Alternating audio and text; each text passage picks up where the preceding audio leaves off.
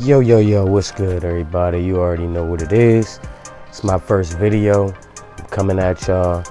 Told y'all I was going to do this. I meant it. I appreciate you if you rocking with me right now. I appreciate you if you know what I'm saying, if you coming over to the channel. I pride myself on being a huge Philadelphia Eagles fan. I've been influenced over the years by, people, YouTube content creators such as Lord Brunson, Philly Mike, Philly 500. Too many really to name right now. I'm not even going to try and get into all of them. I just want y'all to know that out there, you know what I'm saying, if I've spoken with you or if I haven't, BirdGang Sports is another one. Y'all go and check these guys out. I'm going to have all the links to their descriptions below. I'm going to need y'all just go show them some love, all right? So I'm starting here with some of the bad things that I see about the Philadelphia Eagles right now, and I'm gonna do my best not to be biased at all. Okay, so I got a couple notes written down here, and we're gonna start with the bad before we get to the good, because I'd rather have it that way. The bad: are Carson's fundamentals off? I tend to think that watching the game live, I've never played the game, at such a high level, so it could be, as a fan, it could look horrible, and really, he's stepping up, he's doing things that he should be doing, but he may not be getting the results that he needs, and that could be a result of coaching, that could be a result of less repetitions, that could be a result of not having a preseason, all these things. But we coming into week 3 now, okay? Those kind of excuses are done. So if there was any fundamental, with his throwing motions and all that good stuff, like, I'm not worried about that, because I'm going to always go back to LB. You know what I'm saying? He had a great point. Peyton Manning threw 8 interceptions in a 2-game stretch, which, that's averaging out to four picks a game. And I mean, where is he now? He done got his Super Bowl. I mean, my man won a Super Bowl after neck surgery. Come on now. All right, the bad. Offensive line issues. Here's the thing with the offensive line. I don't wholeheartedly believe that the offensive line play is single-handedly what's causing us to, have a lackadaisical, or whatever you want to call it, offense, one that kind of dinks it and dunks it or whatever.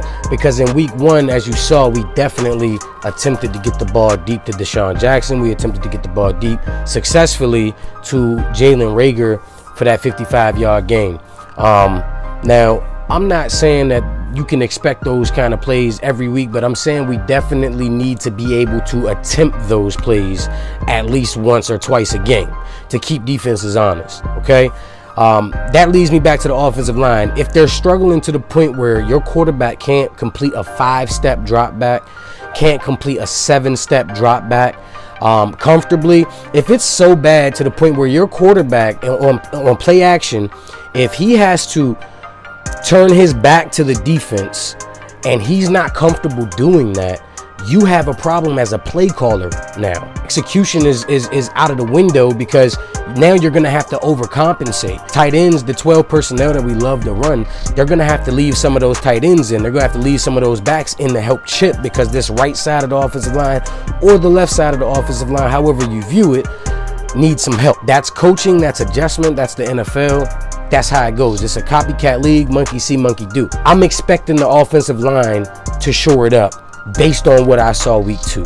Carson Wentz was not sacked one time after a week 1 performance where this offensive line gave up 8 sacks. If you're looking for any type of positive in the Eagles right now, take it from that. Okay, I mean, this season is just not going the way we wanted it to, man. Like, I'm gonna keep it real, man. I'm gonna talk from the heart, man. Like, I'm not gonna sit here and try to talk like I'm a broadcaster. I'm not gonna sit here and try to talk like that. I'm gonna try to talk to you just like I would be talking, if I was to run to you into the bar or something, you know what I mean? And these are just my thoughts, man. The bad: 15 of Carson Wentz's 20 off-target throws, and this is the one style. I don't know if y'all been watching the ESPN and all this stuff. These journalists, they're killing our guy right now. You know what I mean? Out of everything that I've heard, the only note that I took that I felt like was noteworthy: 15 off-target throws with a clean pocket. That's what gets me. With a clean pocket, you got 20 total off-target throws, that leads the league, and 15 of those. Come on now. Come on. We can't have that. Now, if I'm gonna say something, if I'm gonna say something, anything, you know, negative about my quarterback and what I think, that right there is what concerns me. But at the same time, that right there can be corrected. And if you don't think so, I mean, shoot, you look at some of the other quarterbacks that came, you know, out of retirement, Brett Favre. You know, some of these guys that didn't even look like they should have been playing at a certain time. And they had success story. I'm gonna go to Carson Palmer. You know, after his ACL, you know, when he tore his thing and everybody kind of wrote him off. You know, oh, he ain't going. And then he came back and damn near won MVP. Correct me if I'm wrong. He had recovered from his ACL and everybody wrote him off. See, when I see stories like that, that lets me know that it's not just stories. These are people's lives that they live in. This is a game, but this is their livelihood. This is what they do to put the bread on the table for their families. You feel me? So they take this seriously.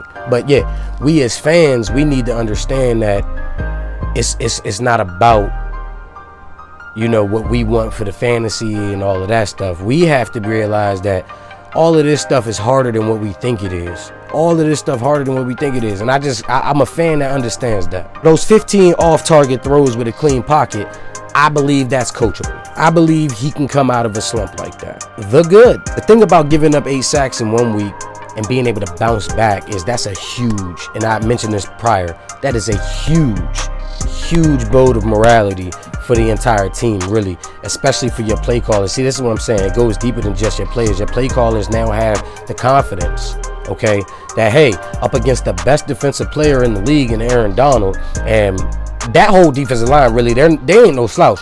Carson was not sacked one time. He was pressured a few times, hit a few more, but he was able to get the ball off. That's why that loss to me was just so embarrassing. You know what I mean? To watch a quarterback stand upright for the majority of the game and still not be able to make routine throws. And like Doug Peterson said, ain't no throw in this league a layup. Takes repetition, takes commitment. So that's one of my positives, the fact that the offensive line bounced back against one of the best defensive, if not the best defensive linemen in the game. My second thing, what timing? Because going into week 3, having Booby Sanders back behind the offensive line that just came off of a 0-sack performance, now we can gain what they call some momentum. The NFL is a game of momentum. If we can get Booby going, and I mean, think about it. He comes back, 95 yards rushing, 36 yards receiving. He went over 100 yards from scrimmage. That's what Booby do. He said, y'all heard what he said. All right. And if he ain't all the way 100%, I mean, if he's putting up production like that and he ain't always, you know, all the way, I got Booby going over 100 yards. I also have the offensive line allowing 1 to 2 sacks. I don't see them holding up another zero sack performance like that. Last and final thing is Doug is going to do a better job of calling the plays today. He's going to. That's what he's going to do. I don't really need no explanation. I don't really need, you know what I'm saying, to go into detail about that. Doug Peterson is a top 5 coach in this league. Look up the track record. You look up what he's done. You look up some of the other coaches that have been here longer than him. Hey, we're not really going to have this discussion. Side notes, man. I think Jalen Hurts is a good quarterback. I think he's going to play quarterback. I don't think he's going to continue to play decoy. Not ready to jump ship on Carson Wentz yet. Like I said, everybody need to slow down with that. They're bringing him along. And I think at some point when the time is right, barring injury or not, when the game plan, when he's proven himself, I think to the coaching staff, to the other guys in the locker room, things like that, we will start to see a little Jalen Hurts. But I don't want any panic coming out of that. It's a team. If you draft a quarterback, you don't draft him to just sit there on the bench. Not in the second round. Everybody knows that. We've all been hearing it. Pipe down a little bit, Philly. Y'all gotta calm down. Let Jalen get his feet wet. Because the last thing you're going to want is him to have them jailhouse potato feet like Vic did when he first came back. Everybody was real excited for that. And you remember that, man? I was watching defensive ends walk Michael Vick down when he first came back after getting out of prison. We have literally had a pandemic going on. These guys had no, this is the first class where these rookies had no preseason. If Doug want to let him get his feet wet, let him get his feet wet and stop trying to call for the daggone chicken's head. Let him go ahead, get his decoy on, get his feel for the game.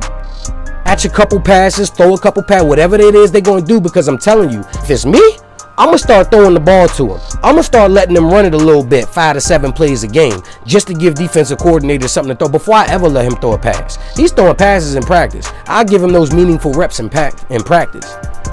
But as far as game planning goes, I'm not about to show my hand to these dudes.